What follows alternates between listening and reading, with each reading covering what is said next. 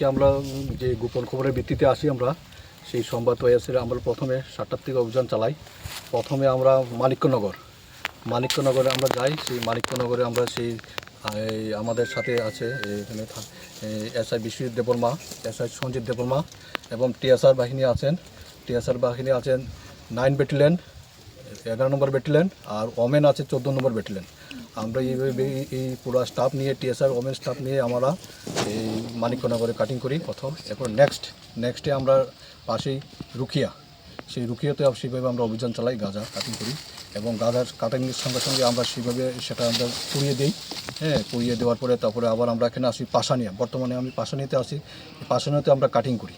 পাশানিয়াতে cutting করে আমরা সেইভাবে আমরা জ্বালিয়ে দিয়েছি এখন। এটা আমরা ভবিষ্যতে যাই থাকবে।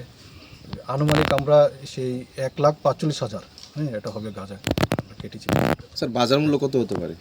বাজার মূল্যে অ্যাপ্রক্স আপনি ধরে নিন, যদি হয় প্রতি কেজি যদি 2,000 হয় সেইভাবে আপনি হিসাব করে নিন, সেটাই হবে। Thank you sir. ভবিষ্যতে এটা আবার জারি থাকবে।